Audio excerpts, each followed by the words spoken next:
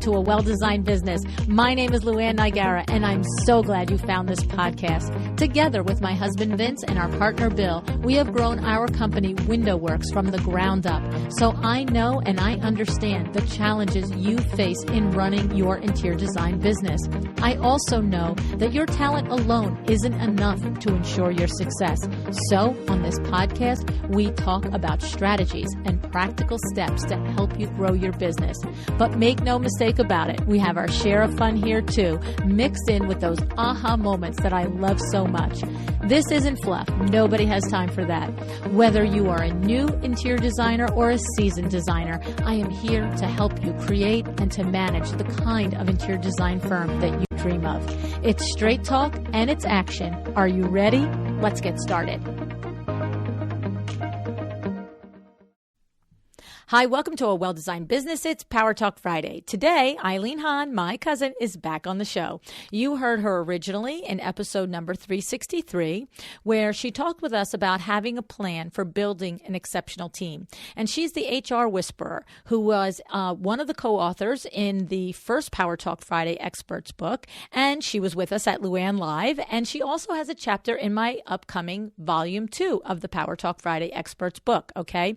If you're interested in the other books, you can go to LuAnnNigara.com/book. All right. Now, we're calling all of my hashtag seasoned designers and my new designation. I'm going to start leaning into hashtag C-level designers. Not like C, like the ocean C, but C like capital C, like C-suite. Okay?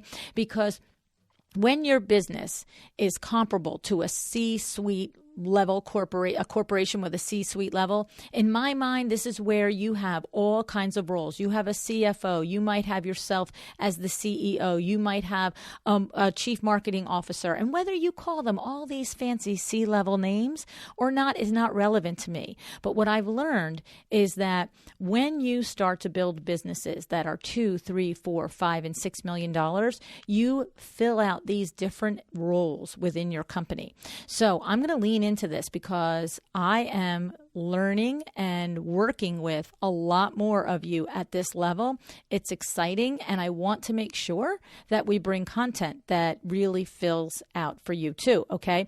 And I want to say, for those of you who are my hashtag rising designers, maybe you're not at the $1 million level yet, let alone the 4 or 5 million. Keep listening, because if I had known these things 30 years ago, who knows where Window Works would be today? I know for sure I'd have a lot less wrinkles and I would have gotten a lot more sleep, okay?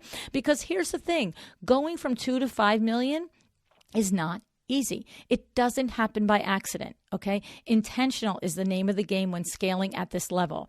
I've seen it firsthand at Window Works. I'm never going to tell you that it was easy to build the business from the ground up to 3 million. That's an absurd statement, right?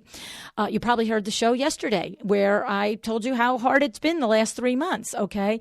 But what I've learned is going from 3 to 5, the intentional things that you have to do to achieve that are it's like somebody just changed all the rules. Okay. So that's what this is about. Eileen has a superpower in this area. She is consistently working with companies at this size and much larger, quite frankly. So very excited to start to bring her expertise more to our world so that we can all benefit and grow from it. All right.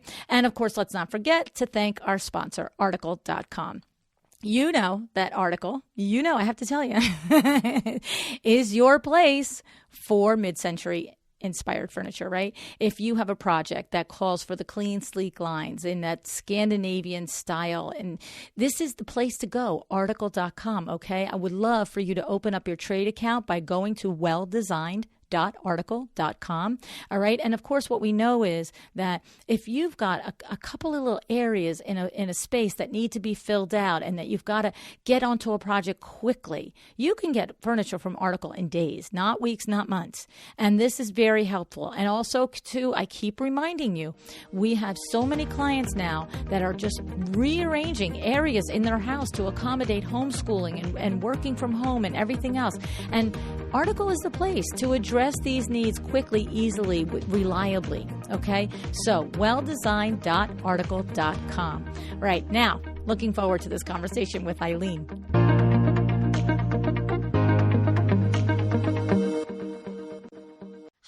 Eileen, thanks so much for coming back to A Well-Designed Business today. I am so happy to be here, LuAnn. This is so much fun. We haven't even started. I'm already laughing. Stop, right? I know. So here's the thing. What I am so super excited about is that this, I know what an absolute genius you are with helping companies just really manage their team, be the best they can be, find the right people, and then really help nurture and create employees that love what they do and do it with love, and just really building that team. But what I know is, since you've worked with us, really you've been my consigliere for more than 25 years on an ad hoc basis, right? But for the last 2.5 almost now, really one-on-one working with us at Window Works and helping me also with LuAnn Niagara Inc. There is just something beyond what has to happen when you want to scale your business at the upper levels, like that 2 to 5 million, 3 to 5 million. It is all the things that you thought like, hey, I've got this down. I'm a pretty good business person. All sort of go, well, how did I even get to where I am? Because all of a sudden I feel like I'm not doing anything right. Right? Right. It's just nuts. And so working with you the last several years, I thought that this would be a great conversation because we do have lots of interior design firms. We have, and I'll just back up. We have lots of content for the design firms that are solo and want to go to 3 people, or are 2 or 3 people and want to go to 5. But it is harder to come by an expert at your level that on a regular basis, this is their bread and butter, that helps firms in the multiple millions and even to billions is your credibility there. But we're going to talk about this today, that bear of scaling a firm. Where do you want to start us out with? How do you want to start framing the conversation for us, Eileen? Well, first, I'm really excited that over the past 2 years, I've been working with, dozens now of design firms, and that are wanting to grow and scale their business, whether they be one person or have a staff of 5 or 10. We've talked about how can I grow my business? And so I've had the opportunity to work with them and to see how they structure and design their firms, how they add different crucial positions, and what some of the challenges they've had in growing, and also what's really working. So I'm very excited to talk with you today about that, what we've discovered, and also to help other firms do that. And kind of where do you start, right? So the starting place, I like to tell when someone says to me, I want to grow, I want to get bigger, or I have a big vision of having a big firm someday, or I just want to hit 3 million, 5 million, whatever that is. I say, let's start with some clarity about what you want, because to just say I want to grow and hit another number is not enough, right? You really got to start with what's your vision, where do you want to take this? Because we're going to strategically think about and analyze how to get your business to that place. But if it's vague, then there's what's the vague action plan to get there, right? Yes, I know that. We want to grow. Great. Yeah. Let's do 5 million. Right. Why'd you pick that number? I don't know. It sounded good.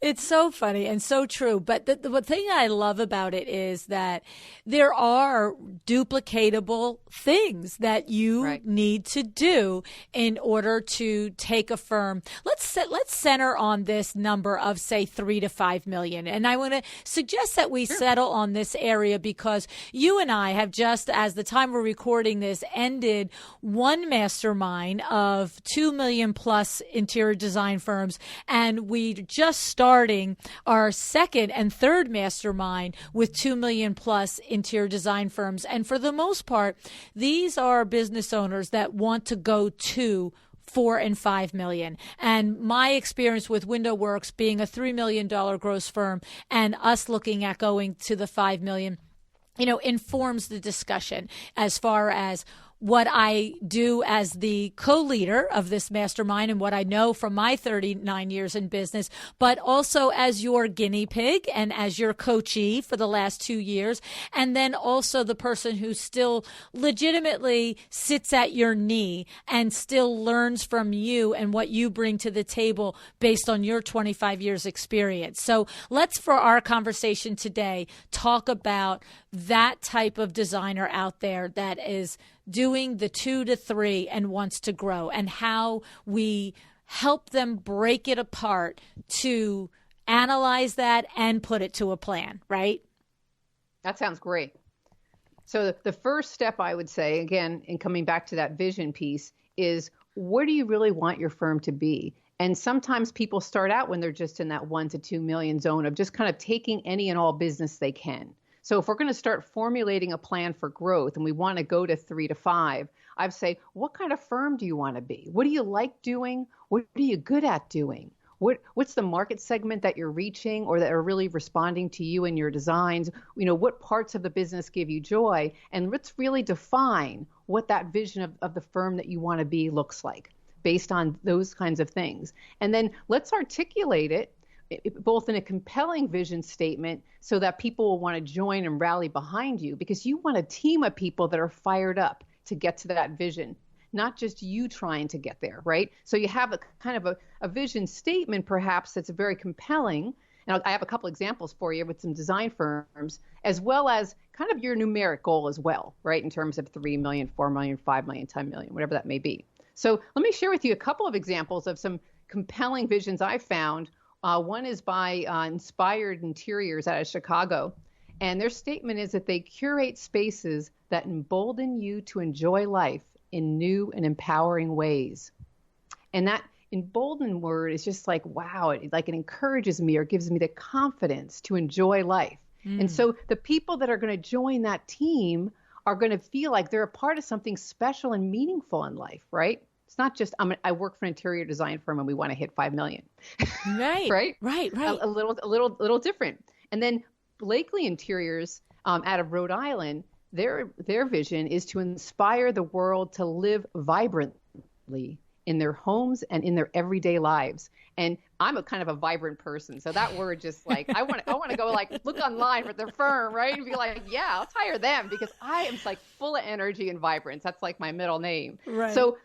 So start with that concept of like, who are you and what are you about that's special and that people are going to want to be a part of, right?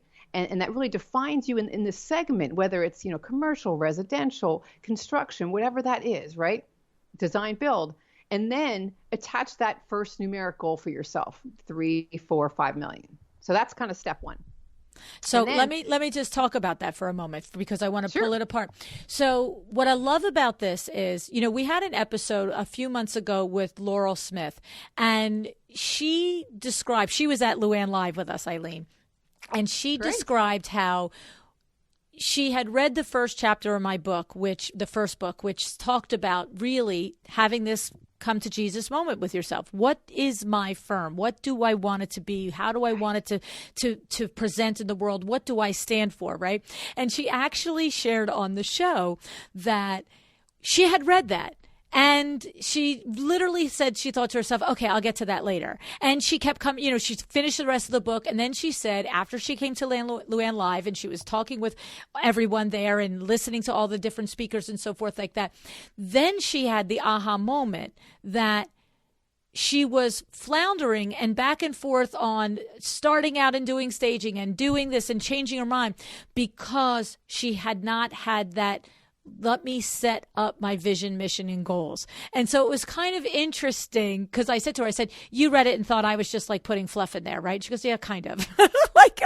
And so my thing is that when you describe, of course, I know Janelle Fotopoulos. I don't know if you've met her at High Point, but Janelle has been on the show. She is the principal of Blakely Interior Design, and she is vibrant, and she is just physically a shining personality, right? And so to what your point, and I want to connect for everybody here, is when you as the principal decide what you want to present to the world, Eileen's point is you will attract not only those clients, which we talk about all the time, but you will attract the type of employee that resonates with. And then that employee comes every day, to the point of Inspired Interiors in Chicago, emboldened, empowered, and feeling like they're bought in on the vision, right? That's your point, right? Yep. Love it. Love it. So I'm clear on my vision, right? Then I have to look at, well, two different things. There's the people that I'm going to need to help me get there. And then there's also the sales strategy, right? That's going to get me there from the financial numeric perspective. Which one do you want to go to first? Let's do sales strategy. Let's take my first left. Okay, there you go.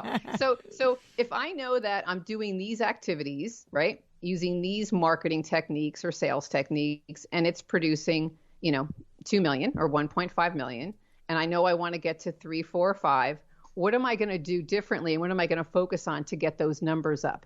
And what companies do as they get larger and larger, and the ones that have been very successful and growing, are really clear on these are the strategies that they measure. I do these activities and this is the results, right? So if I'm putting things out on social media, or I'm doing going to certain meetings or appointments or whatever those are, they actually know, right, what they'll reap from those different sources, and how much revenue they can, on average, can expect from those different sources. And so they need to increase their activities to increase their sales, or they need to try new sales strategies that'll be more fruitful in getting more business.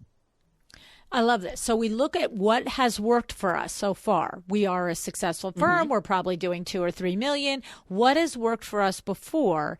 And is there a way that we can lean into it at a higher level, a more efficient way, or just at a wider level, right? To create mm-hmm. more? Or is there part in there that we have to put it to the side and create another different way, because this way is going to max out at this, or something like that, right? It's like basically Look at what we've done. Can it take us to the next level, or is this activity maxed out? Exactly. And you always want to look for new strategies. So even if you've got, 1 or 2 tried and true, right, that every year pay off, and you can expect $1 million from this strategy, $500,000 from that strategy, and maybe another $500,000 from this strategy, you still need to come up with and try some new strategies, right? That that might be even better than your initial ones. And this is where, we do masterminds. I think it's fascinating because we get to find out from other people, right? What's working? What strategies are working? It's so funny because I was just about to say that to you. I was waiting for you to stop your sentence. And I was like, well, that's what we learned in the masterminds. How exciting. Like, one designer shared her 3 strategies for reaching 3 million, and another designer had 3 different methods for reaching it. And now all of a sudden it was so clear. Oh, I can adopt that one. I can adopt that one, and add that to the ways that I generate revenue for my firm. It was powerful, right? Yes, definitely. And you can get a strength and confidence that you'll be able to hit these numbers and actually achieve this growth when you really connect it to a strategy. Mm-hmm. When you're just hoping, that what happens is initially people do everything and hope the business comes in, right? And then all of a sudden it's like, well, no, I want to be more strategic about it. And so that's when you say, okay, these strategies, I know if I do these strategies every year, I'm going to get this from it. Why? Because for the past 5 years I have, right? Right. And then I know that these other firms are using these strategies that are getting them to those numbers. Wow, maybe I should try some of those strategies. Or maybe I should take one of my strategies that's producing, 1.5 million and do more of it. Right. This is all part of that process of analysis. And this is why, taking the time to strategize on your business and to really examine it is critical to positive, effective growth. Right. And the thing, what has to be stated here is, when you're at this level in business, the strategies are not vague. The strategies are not unknown. When we work with designers that are doing $2 and $3 million, we're not developing from scratch all revenue generating activities. We're analyzing, we're encouraging them, and we're working with them. And when you're working with us at WindowWorks, we're saying, what are you currently doing? So now what my point in that is if you're one of my beloved baby designers and you haven't even hit 100K yet, you might not have a strategy in place yet is the point. But when you get to 2 and 3 and 4 million, you have been implementing certain tools, certain things in order to generate revenue, and they have been working. You have probably discarded 5 out of every 5 that have worked for you, but you don't generate $3 and $4 million a year without particular revenue generating things being positive and being productive. And so that's what, like I said, where the conversation is focusing on that sweet spot of understanding that we know you have things that you're doing, but have you taken the step? That's the next step that I've learned as that $3 million revenue business. Yeah, for 39 years, things have worked at WindowWorks, but have we ever dissected it, taken it apart and said, what has worked to what level? How much revenue does this one bring in versus this one versus this one? This is that next level of business analysis that you're talking about, correct? Right. And for the smaller firms, if you're, $1 million or less, what you can start to do is really get clear on tracking where is your business coming from.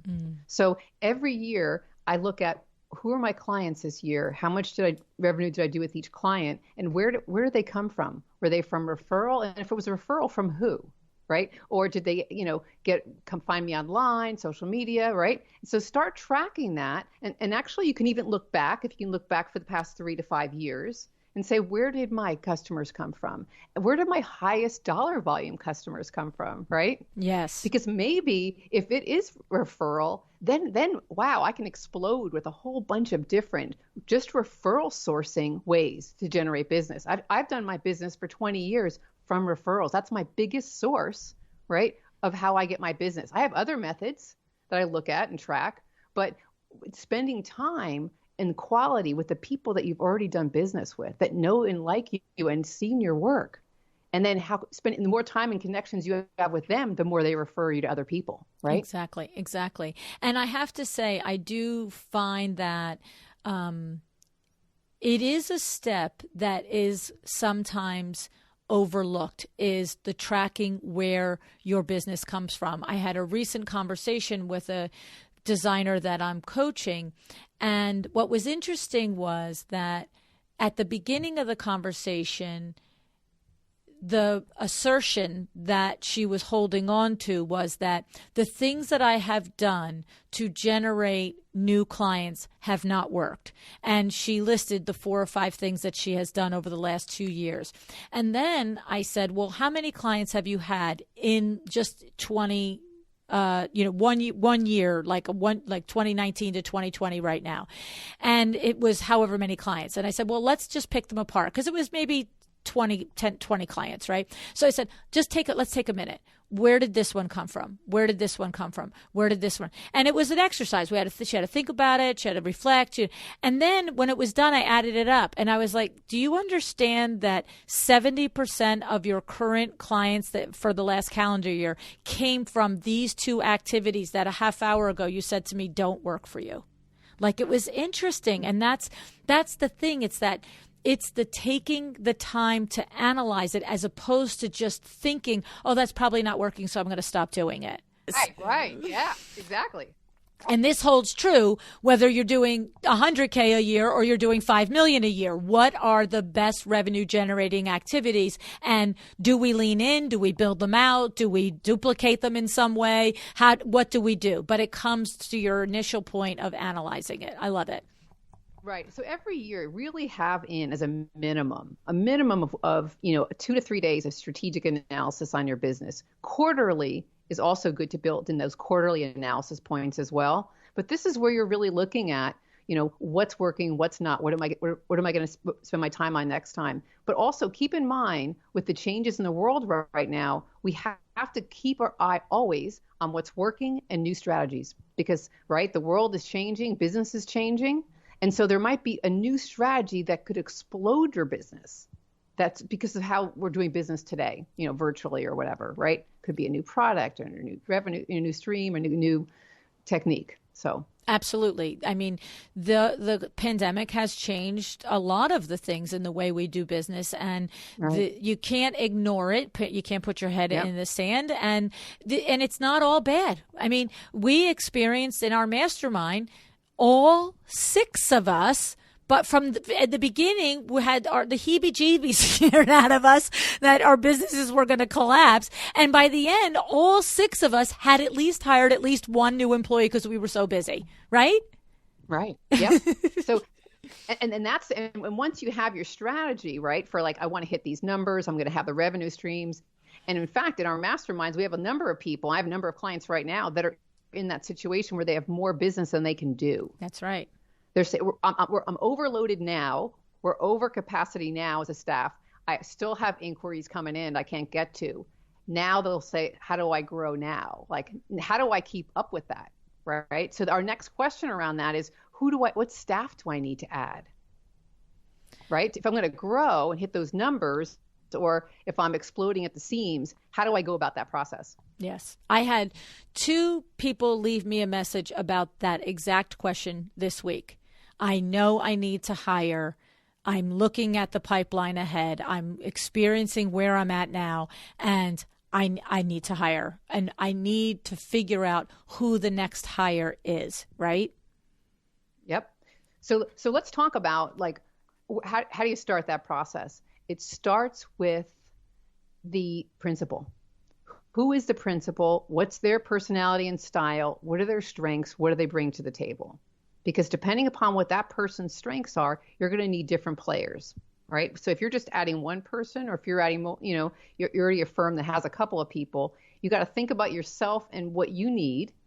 So if you're a strong leader with low attention to detail, and you need someone that can execute the details and the design, the technical aspects, and that's their strength, and you're hiring for that. If you're someone that's already got a number of players in place, but you want to grow another million or 2, and you need another full design team, another experienced designer and an experienced assistant designer that can work independently to execute, $1 million to $2 million of your business, that's a different kind of hire. And another consideration would be, wow, we have this business, and if we added an expediter that could just do all of the ordering, tracking, right, for accuracy and logistics with, all of our products, and that was off everybody's plate, and it was centralized to one expediter, then we would all have more time to handle more business and more clients. So this is where the strategic thinking comes in place, right? Or I have one firm that says, I'm the only one that tells everyone what to do. Everybody else just does the work. I need another leader like me.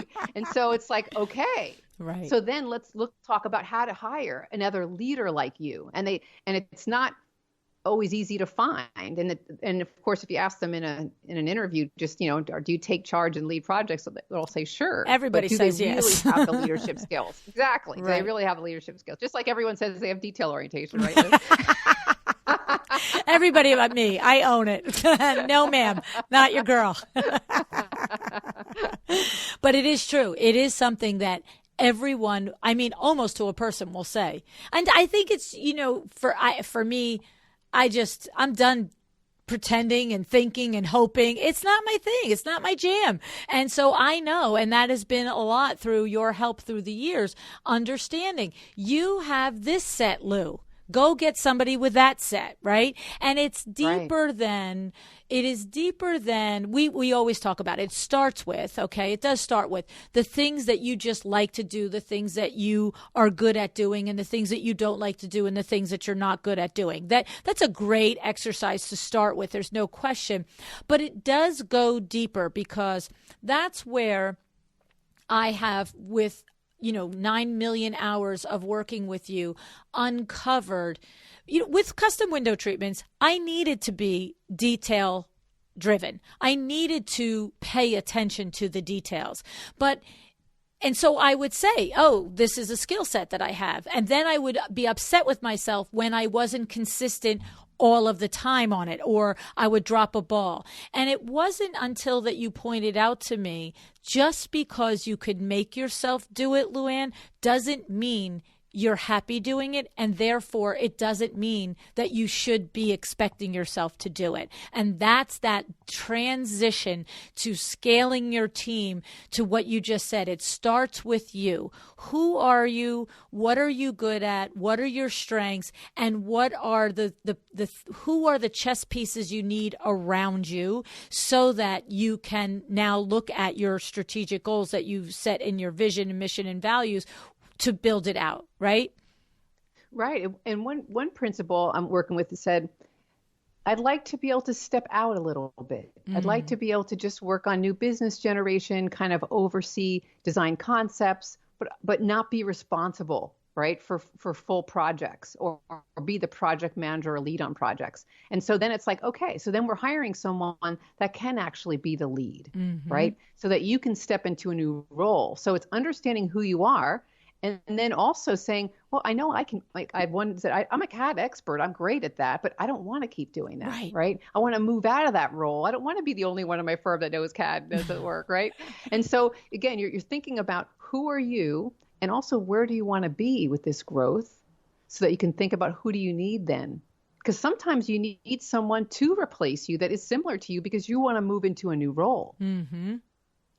And you can't move into the new role if that's your goal, if you've only put people in place that don't have, like to your example, somebody who is a leader, not just says I'm a leader, but is actually a leader and can see the vision and execute and, manage a project without being told, do this, do that. Because, we need all types of people in our business. We need the people who literally, I've just recently made a new hire, and what she said to me is, I'm really good at marketing. I'm really good at executing the marketing plan. She said, but I'm not that great at seeing the big picture vision and saying to you, don't look to me, she said, to say, I think this is where you should take this in 6 months. And I said, that's okay, sweetie. I got that locked down. We're going to be good. I'll tell us where we're going. You tell us how to get there in the weeds, right? So you and who knows, in 3 years from now, I might need the person that says, LuAnn, you're off doing what you're doing. We're creating where the marketing needs to go in a year from now, and I just look in it and okay it, right? So it's understanding, to your point, where you are now as the owner of your business, and not only what do you need, but where do you see yourself so that you can set yourself up for success with all the right people. Right. Yeah. So once you decide that, like, I want to hire this person. So you've done the analysis, you looked at yourself, you've looked at where you want to go, you looked at your current team, and you really want to take a close look at your team before you decide to just add another person. Are all the players you currently have effective in their roles? Are they in the right place? Do they actually have the skills to do what they need? I've seen people, because I utilize the predictive index personality assessment, where they have someone in a role that doesn't really have those core skills. They have someone doing detailed work, running projects, or doing project management, that their strength isn't really following up on details and seeing, right, and keeping track of all the details. So again, before you do that hire and make that decision, really do a deep look into your staff as well. Are they in the right place? Are they the right people? Do they have the right skills before we decide to add as we successfully grow? Otherwise, you're kind of wasting money. And people see that, because when they'll do assess their whole team utilizing some type of instrument like that, they'll go, oh, wow, yeah, now I know.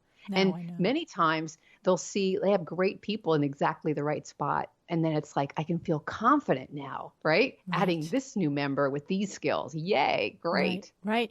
And that is one of the toughest things I know that you and I have experienced as we've coached some of these high-level firms together. We've done some really in-depth coaching with some of the firms, and of course throughout the experience with the mastermind. That is one of the toughest things to face, when you have a team member that in your heart, in your gut, your voice knew that they weren't really performing really wonderfully, but you respect them, you like them, their work is good, but it's almost just like there's just this thing that's off. And then when they, you present them with the PI and we read it, we're like, well, that's why, right? But it's so hard as as a business owner to have that look in the mirror moment and say, because we've had a situation where there was no place to move the person around in the firm. And it's like this person, and it happened with us at WindowWorks as well, right? You just kept saying, this, it's like Sesame Street. Which one of these things doesn't belong? There's 3 apples and an orange, right? It's like, which one of these is not like the others? And you just have looked at us and said, you love this person. You want this person to be good at it. This person wants to be good at this job because this person values you guys as owners, but they are not set up for this, right? It's so hard. It's so hard. And my heart goes out to people because when I see someone that's struggling in a job that's not the right fit, what I think about is there's a place where they can use their superpowers and their strengths, where they're going to be so happy, where they're going to be welcomed with open arms and appreciated for their natural strengths versus trying to make themselves do something that it's not easy and hard and doesn't come naturally to them. I know. So I just think of it with such an open, loving heart because I've been in human resources and these kinds of things for 25 years, and I've had to do a lot of terminations and make changes in a lot of organizations, restructures and things, and I've seen a lot of people move to some place where they're happy, where they're relaxed, where they're not stressed, and where they're appreciated. And I can tell you, really sincerely, everyone has a place where they can be their natural self, utilize their natural skills and abilities, and be appreciated and be exceptional at it. It's just finding the right environment, the right job, right? That's aligned with why they're here and their purpose on the planet. Right. And they can be happy and thrive and love their job and be appreciated. Yeah, it is. I know it to be true. I know it to be true that not only because I have experienced it both on the good and the bad side, but I also know it based on your body of work. And I know that you have had dozens and dozens and dozens of situations where you just looking at an owner of a company, whether it's a company that you work with that does 10 billion or 1 million, and you're saying to them, it's not a right fit. And when the thing about it, what it is that it's by the time they've worked for you that long, you're emotionally invested in them. And the thing is that we don't always get lucky enough for that person to see it already. Like we don't have the crystal ball to tell them. It's almost like you want to take them to the little crystal ball and say, here, look here, this is going to really hurt and this is uncomfortable. But look ahead in 6 months when you find this next job, and I'm still going to be the person who loves you. I'm still going to be your friend. We're going to be colleagues forever, but you're going to be so happy here. You're in the wrong role. And that's a tough thing. And I'll tell you why it's also tough. It's not only tough because I'm getting very woo-woo and very emotional about it here, but it's also tough on a very practical level. Because when you're running a business that's doing $3, $4, $5 million, you're moving at the speed of light. And you're just like, what's wrong with this person? Why aren't they performing? And oh my God, they're not right. No, if I have to replace them, I don't have anybody to do the job. So there's both the woo-woo feely side, and there's also the real, like, oh my goodness, this train is running off the track side, right? Right. And that's why this is such a great opportunity. Again, if you're in this place of thinking about growth, think of this as the last time you'll be able to assess your staff so that every person that you have now fits and is utilizing their strengths and superpowers. And every time you make a hire, you're going to make it slow, and you're going to make it from utilizing an effective hiring selection process.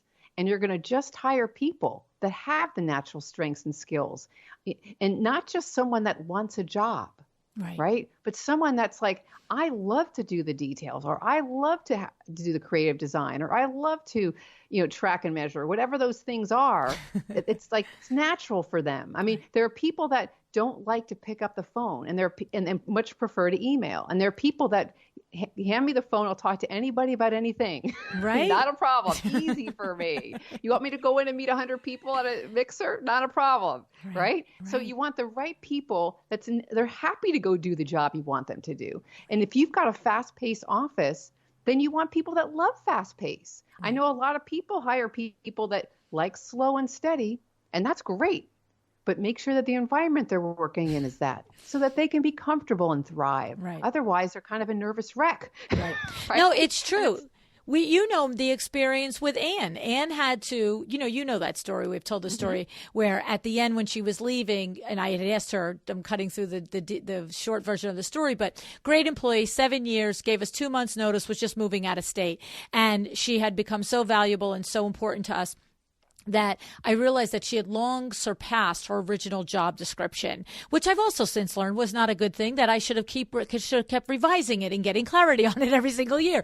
But she had long surpassed the job description. And I remember saying to her when she gave me her notice and we had a meeting the following week, I said, would you do me a huge favor? I said, you have become so integral to us here.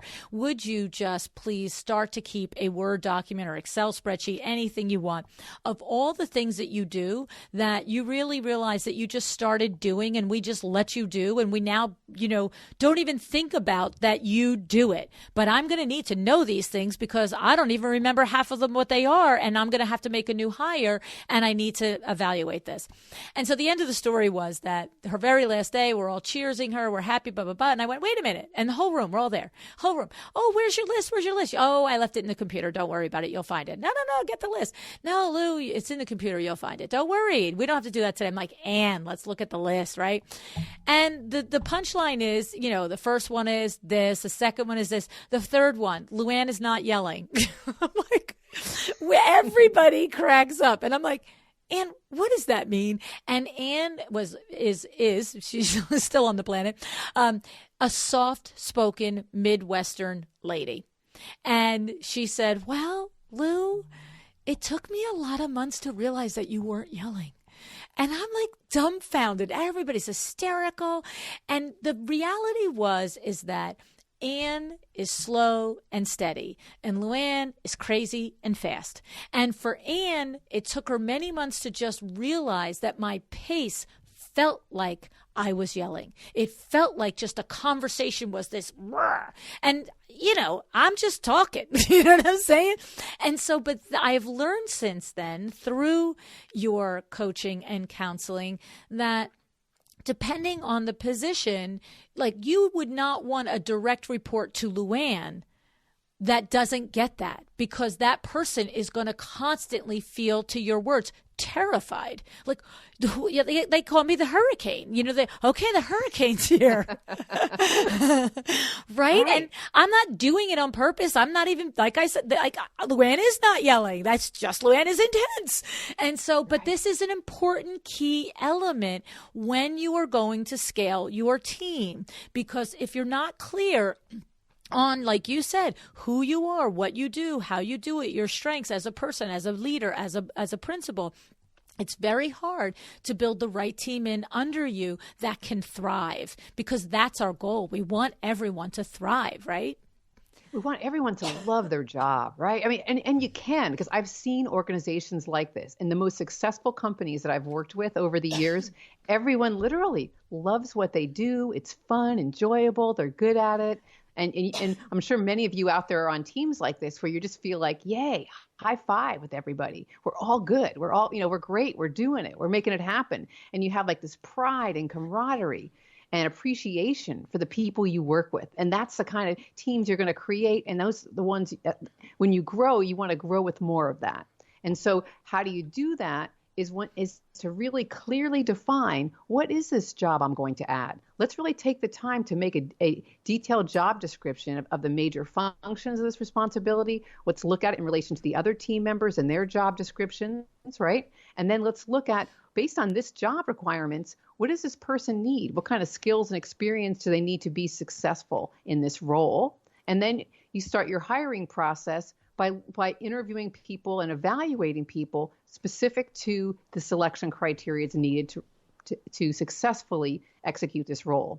And so it's a very thoughtful process. And this is critical because when smaller firms, every hire is critical. The personality impacts the team and impacts your work, your customers. And so you really want to take some time to understand, if you're interested in growth, how do you create an effective selection process? How do you hire someone exceptional? There's actual methodology to do it. And to utilize those tools so that once you do hire them, wow, I got the right person in the seat. And now we can just continue to go on. And part of the continuing to go on is really working with that person. And that's kind of our next step from here, is that training, developing, and working with that person so that they grow into your firm versus, okay, I hired them, Eileen. I just had a call last week. Well, I hired that great person with the perfect, profile and background, just like we said. And now what? They're kind of making some mistakes. I'm like, well, okay, they're new, Well, they've worked in the industry for years. That's okay. They're learning your process your way. Are you meeting with them? Are you coaching them? And then the question comes up, well, do I have to? They're experienced. I thought because they had experience, maybe I didn't have to. Is it okay? I feel like I'd be micromanaging. I said, no, you want to start with a close, right? Coaching and training.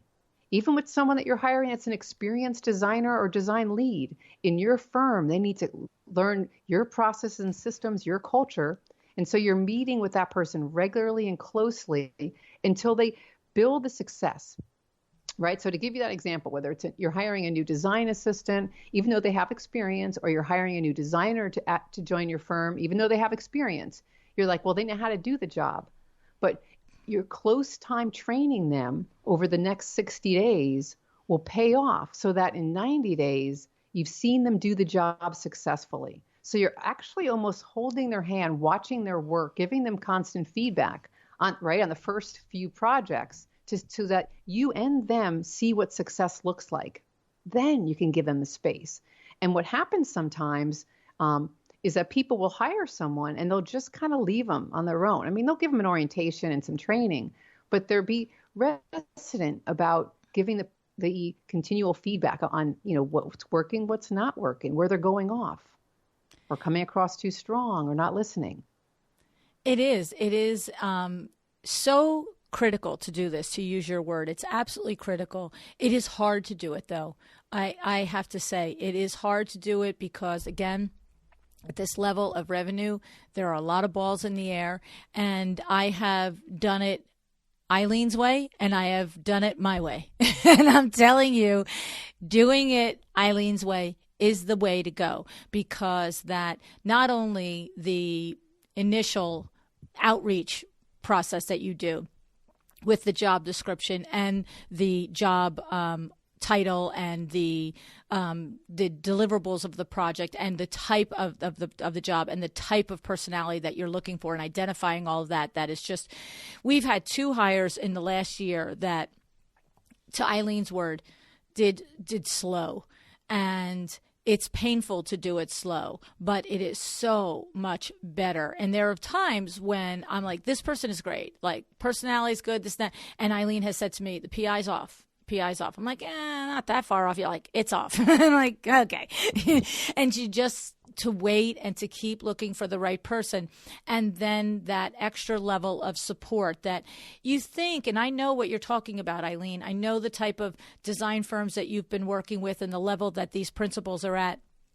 And we think that when we hire an entry-level person, okay, that seems rational to us that we'd have to spend time training, or someone in our firm is going to spend time training. But we think that when we hire higher-level people, to your example, we think they're going to come in and do it. And this is a mistake that we make as business owners, is to avoid this and to put off this weekly check-in.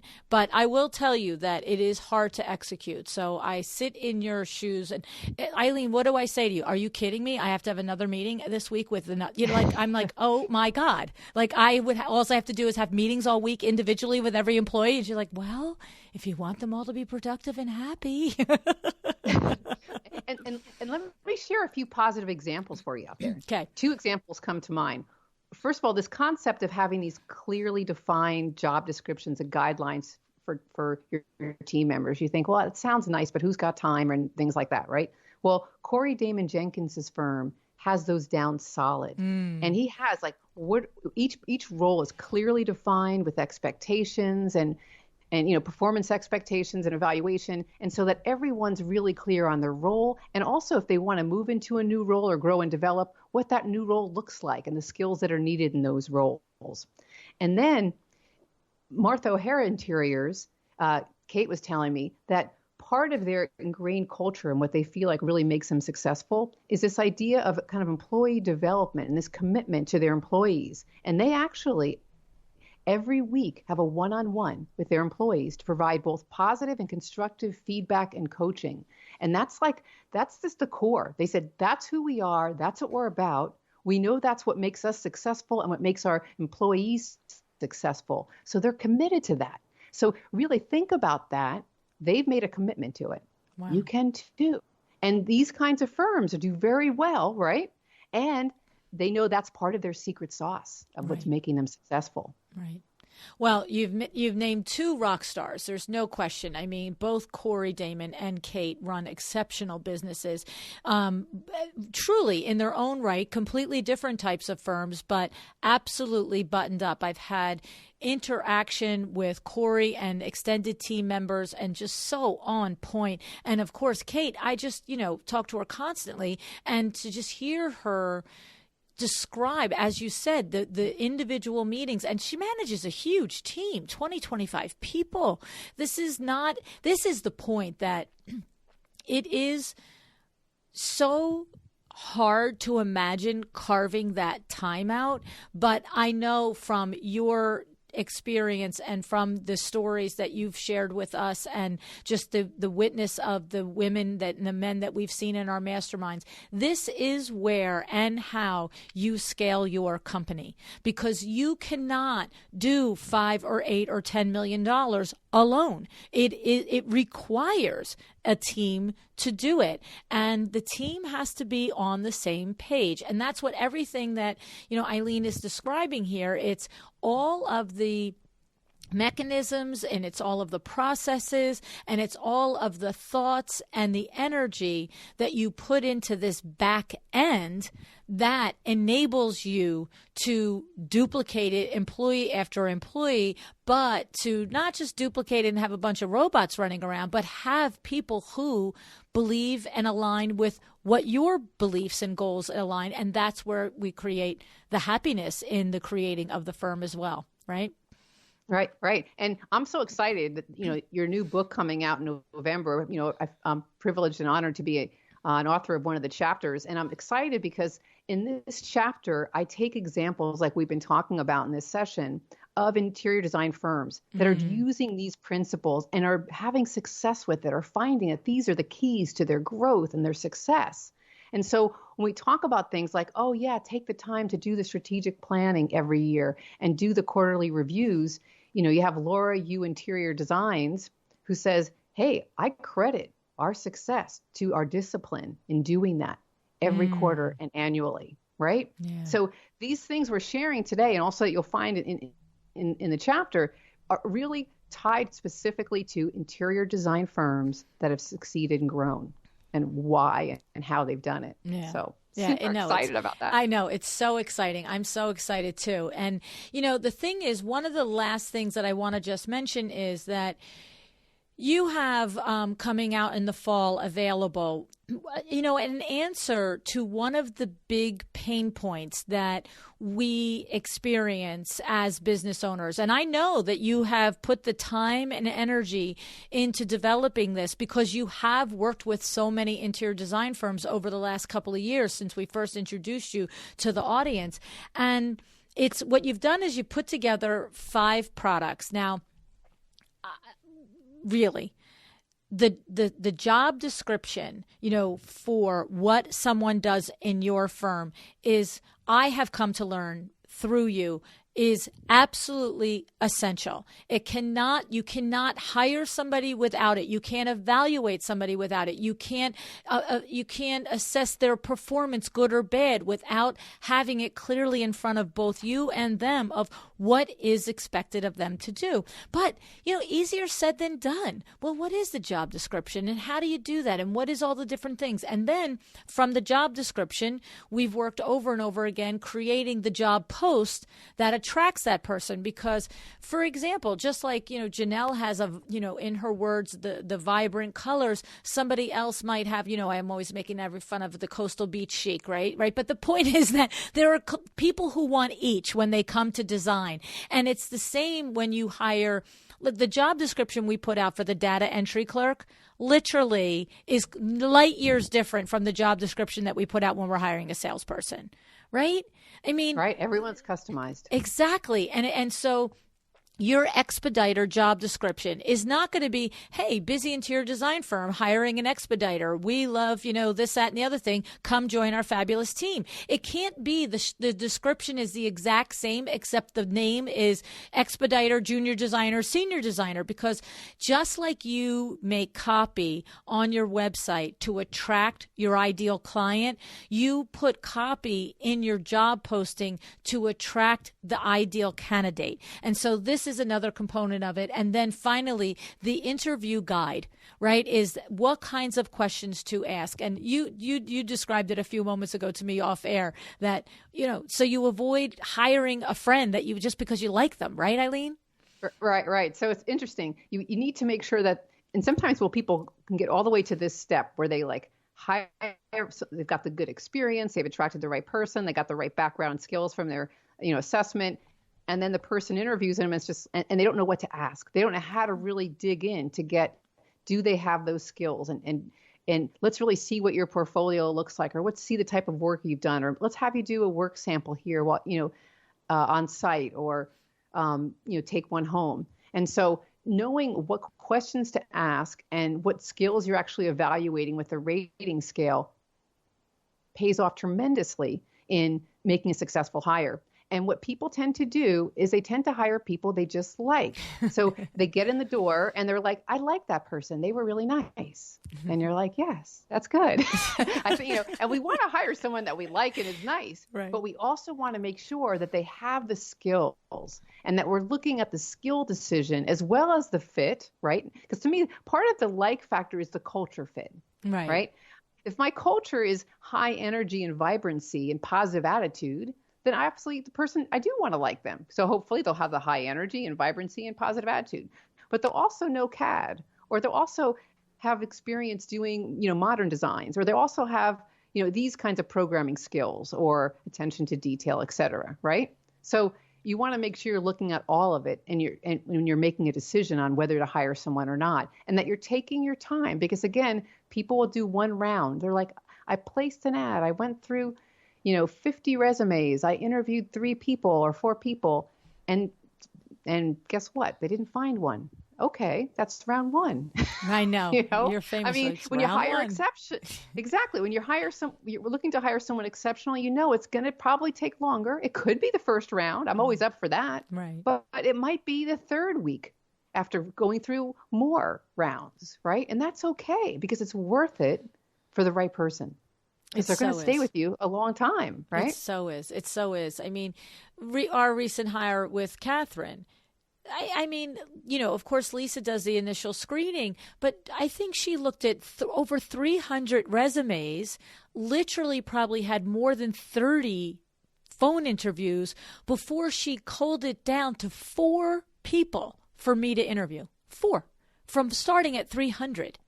So it is important to take all these steps. And of course, if you're at that level of revenue, it might be worth it to outsource the recruitment process till you get to the 4 decent ones, because that is so time consuming. And I would much rather trade my money for that whole pre-process than my time, honestly, personally.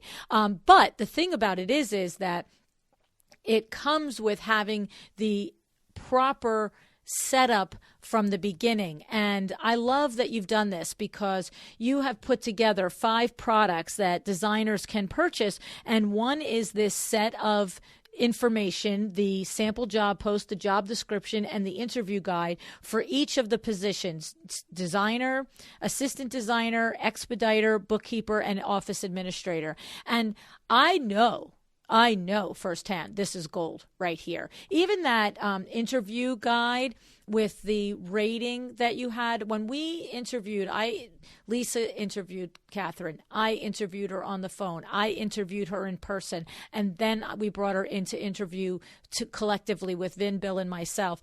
And the final thing that was so impactful for us was the rating. After the interview, you said to us, sit down immediately. Don't leave the interview table. Each of you take the rating sheet, answer the questions quietly, privately, and then we compared them. And what happened when we compared them? We were we were all the same 4s and 5s, and the same places we were 1s or 2s or 3. We were in unison, and it just was like, oh, so clear. She's our hire, right? Right. Yeah. And she's amazing. And every day we all just like, and what's interesting, every day we all say, wow, powering through someone who did a really good job but was sort of a wrong fit, and the difference for someone that's a really good job and is the right fit is night and day. It's night and day. Right. Yeah, it's night and day. It's night and day for them and for you. Yes. And for your team. Yes, yeah. Exactly. So, I mean, we go to EileenHahn.com. What's the website, That's it. Eileen B. Hahn. EileenBHahn.com. And right. It's EileenBHahn.com. And you can, look, your blog is amazing. I highly encourage everybody to get on your email list and to be on your newsletter, I should say. Your newsletter it's just so uplifting. It really is. It's like sunshine. Aww. It is. You're just like, and I'm just like, oh, Lou, you should be more like Eileen. I learn from you, Lou, every day. You inspire me and I inspire you. It's beautiful. That's the truth. It's so true. You definitely do. But anyway, so I'm so grateful that we are doing so many of these fun things together. And this, the next 2 masterminds are really an outstanding group of people in each of them. And it's just so fun to watch the light bulbs go off and the exchanges and the aha moments and the growth. And looking forward to everybody seeing and reading your chapter in the book. I encourage them, if they have not gotten the first book, which you were part of, you can go to LuAnnandIgara.com/book 2, and you can get that book there. And Eileen talked about leadership in that book. That's a little work on yourself as the leader of the company, what to do. And looking forward to more stuff. We're going to launch the new book in November, and then we're going to have LuAnn Live in February 2021, and you will be there for both of those with me. So I'm so happy and grateful, Eileen. Thanks so much for coming on today. Thank you. I'm so happy to be here.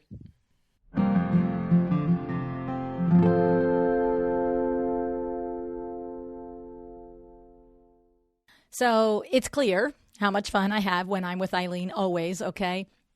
And I want to just share with you how much she has helped us at WindowWorks, okay? And of course, on the daily, she keeps me from shooting myself in the foot as we're growing.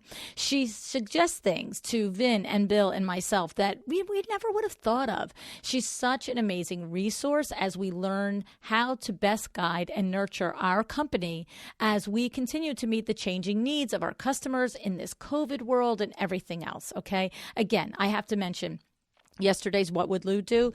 All of this that we've been through personally at WindowWorks, so much of it, she was instrumental in guiding us through, okay? Because the thing is, when you go to the next level in this business, if you don't get this expert advice on hiring, retaining, scaling, your growth is going to be slower, and it is going to be a lot more painful, okay? I know this firsthand. I have made mistakes in hiring, and I used to previously just say to myself, I missed an intuition thing there, right? And what I realized and what I've learned over many years of working with Eileen, that yes, okay, intuition plays a part in a hire, right? The gut feeling on somebody, but it is the tiniest little part, okay? It is the tiniest little part. There are so many ways to actually do it with intention, all right? And the thing is, everyone is busy, especially $2, $3, $4 million firms.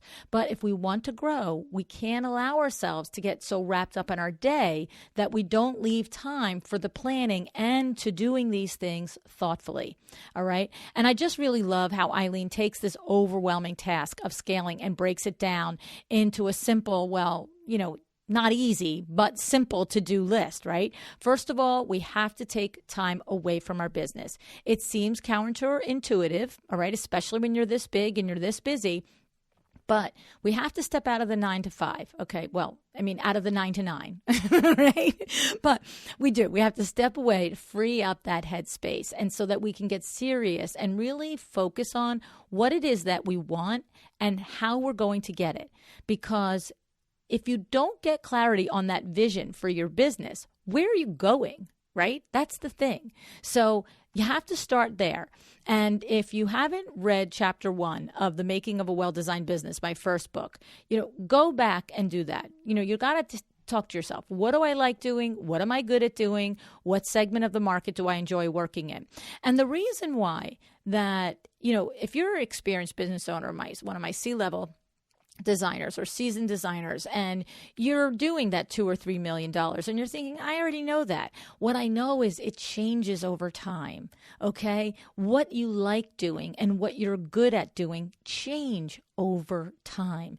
And if you are sitting there with a mission and vision for your company that's 5 or 10 years old, then you are not intentionally planning where you're going. Okay, that's so important. So create a compelling vision statement that defines your firm. Make it something that you and your team can get excited about and something that you're all proud about. Okay, and then you take that vision and you get real with it and you attach it to a monetary goal, right? And back up that financial goal with a sales strategy. It's human nature. You just hope you'll hit your goal, but hoping isn't going to work. It never, I shouldn't say it never does. Sometimes hoping works on some things, right? But it doesn't work on scaling a business multiple millions of dollars. Okay. So if you want to hit a dollar amount goal, you must dedicate considerable time to developing the strategy to hit that goal. All right. When you dissect your business, I want you to think about what has worked before. Can this take us to the next level? Or is this activity maxed out? And what am I going to do differently to scale, right? These are the points that Eileen is pointing out to us to do. What has worked before? Can I use this to take us to the next level, or is it maxed? And what am I going to do differently if it is? Okay. So this is, the masterminds that I've been running with Eileen with $2 million plus design firms. It's so exciting. The magic happens here when you start to have these conversations about this sales strategy with your fellow designers and hearing what works for one, and then the idea and the light bulbs go off when another one, here's what works. I just have to say, we love it. We enjoy doing it together. We may be doing more in 2021. If you are interested in joining a mastermind with us, put your hand up. Email me at info@LuAnnNigara.com.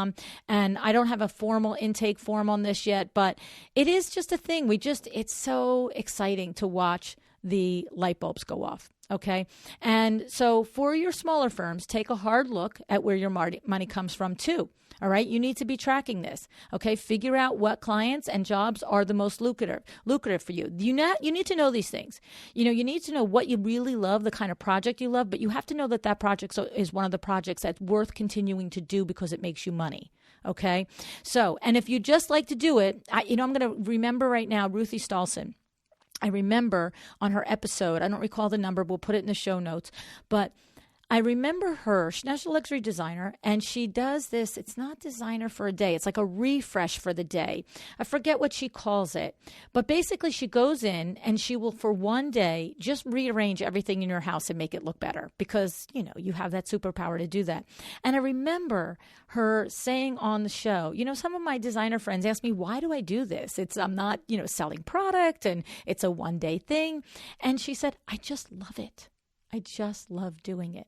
So there is that cross section between what do you love to do and does it make you money? So if, I don't know Ruthie's entire business model, but I know that she doesn't do that 30 days out of the month, because if she did, she probably wouldn't make the same amount of money with her luxury design firm. But because it's something that she truly enjoys, she allows a certain amount of days a month to do that. And so that is perfectly fine, you see. So we don't turn away from everything we love, but we have to know where the profits come so that we have the right mix in there. That's all. That's all I'm saying. Okay. And I want to just say, thank you to My Doma Studio. Okay. You have all your clients' numbers and info in one place. There are so many moving parts in an interior design business. And, My Doma Studio helps you stay organized. It helps you source products and it helps you get paid. Okay. So I would love for you to go ahead and try out the demonstration and do your free trial. You can go to mydomastudio.com/a well-designed business. Okay. mydomastudio.com/a well-designed business. And My Domio, how about you love that, right? My Doma Studio integrates with QuickBooks. Okay. And if you need help on understanding your QuickBooks, okay, Peter Lang and Kat Anderson are teaching how to do this for your business. Okay. The profit is in the numbers.com. The profit is in the numbers.com. So Kat Anderson is going to teach 101 and Peter is going to teach 201. Okay, these classes are starting in 2 weeks. Understanding your money is essential to running a profitable business. Okay, we absolutely must know how to do this, especially to scale. All right. So once you understand the importance of mapping your strategies for sales, then you have to really understand how to watch the back end with the expenses and all of that other fun, good stuff. Remember Lisa Gilmore, Finance Fridays? Whole difference in her business once she understood her numbers. So check out her episode too, Lisa Gilmore. All righty. I want you to take your vision, your goal, and your sales strategy and map it out and present it to your team and make sure that you make it happen. Okay.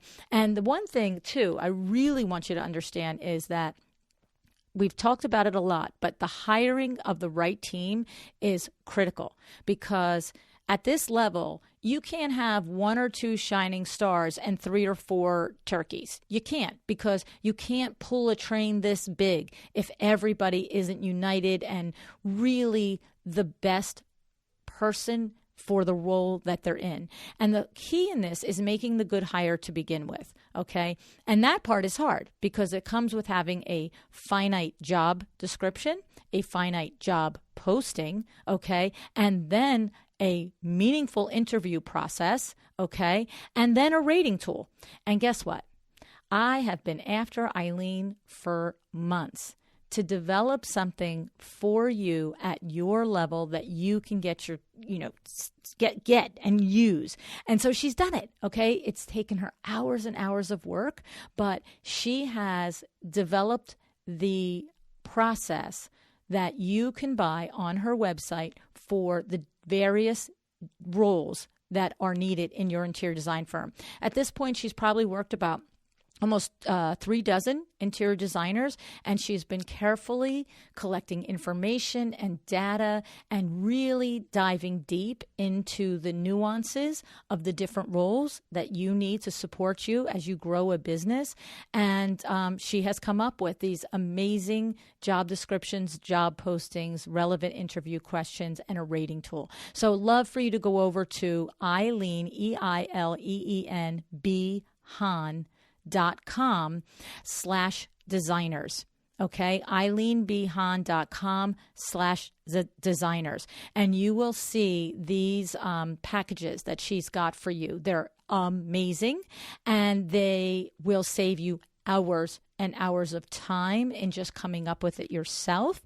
And they will save you hours and hours of time in going through a very unsuccessful interview process.